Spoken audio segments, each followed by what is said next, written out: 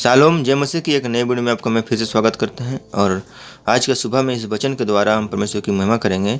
हम जब देखते हैं यहोशू चैप्टर 1 वर्स 8 और 9 को, तो वहाँ पर मूसा के मरने के बाद, मूसा के मर जाने के बाद परमेश्वर यहोशू को उस काम को सौंपता है जो मूसा करता था।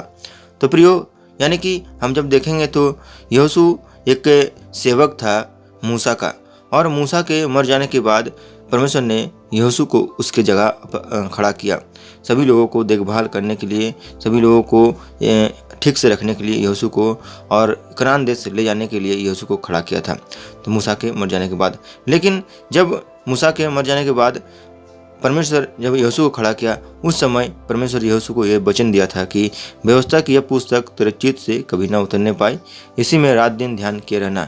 जी हाँ मेरे प्रियो, यहाँ पर बताने का मकसद है कि परमेश्वर यहोशू को बता रहा है, सिखा रहा है कि तू जिस तरह पहले वचन पढ़ता था, व्यवस्था पढ़ता था, उसी तरह तू दिन रात क्या करना, व्यवस्था को ध्यान दिए रहना, उसी को पढ़ा करना, उसी को अनुसार चलना। और जब आगे लिखता है कि इसलिए जो कुछ उसमें लिखा है उसी के अनुसार तू चौकसी करना, यानी कि जो कुछ व्यवस्था की पुस्तक में लिखा हुआ है, जो कुछ उस वचन में लिखा हुआ है, तो उसी के अनुसार तू करने की कोशिश करना, तू करने के लिए सोचना।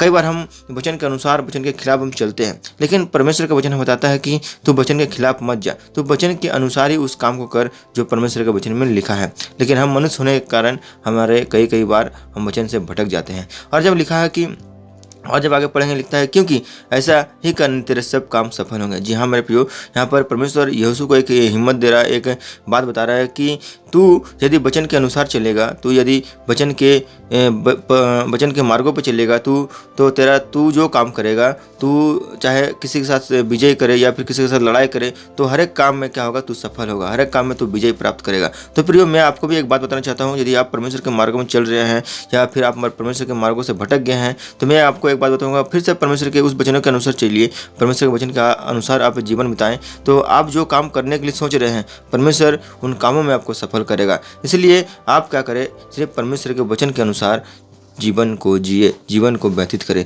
और जब आगे लिखता है कि परमेश्वर का काम, यदि परमेश्वर के वचन के अनुसार चलने से क्या हो सकता है, लिखा है और तू प्रभावशाली होगा। दूसरी बात यहाँ पर देख सकते हैं कि प्रभु यीशु मसीह, परमेश्वर क्या कर रहा है, यीशु को बता रहा है कि तू प्रभावशाली होगा, तू हिम्मत वाला व्यक्ति बनेगा, तू स्ट्रांग होगा।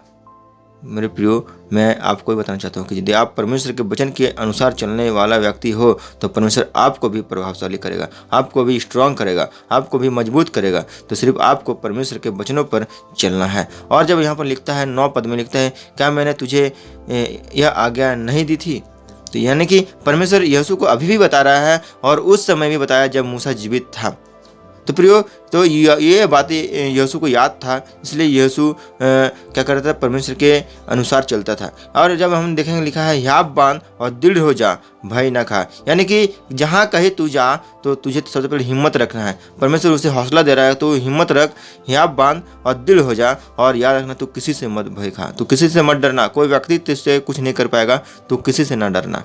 और लिखता है, तेरे नाम और तेरा मन कच्चा ना हो, यानी कि हमारा मन, कभी कभी हम कुछ काम करने के लिए जाते हैं तो हम घबरा जाते हैं, हम सोचने लगते हैं कि ये हमसे नहीं होगा, ये हमसे नहीं होगा। लेकिन यहाँ पर यहोशू इसी प्रकार का मन था, यहोशू का कच्चा मन था, लेकिन परमेश्वर उसे हौसला दे रहा है, तो कच्चा मन ना हो, तेरा मन कच्चा ना हो। मेरे प्रियो, आप भी यदि कोई काम कर रहे हैं तो प्रभु यीशु मसीह को अपने पहला स्थान दीजिए और वो काम कीजिए। आप कभी आपका काम असफल नहीं होगा, वो काम जो आप कर रहे हैं, परमेश्वर उसे पूरा करेगा। और जब लिखता है कि क्योंकि जहाँ जहाँ तू जाएगा वहाँ वहाँ तेरा परमेश्वर रहेगा, तेरा संग रहेगा। और यहाँ पर देख सकते हैं कि परमेश्वर एक आश्वासन दे रहा है कि तू जहाँ जहाँ जाएगा, जिस जगह तू पैर रखेगा, जिस जमीन पर तू जाएगा, मैं तेरा संग रहूँगा।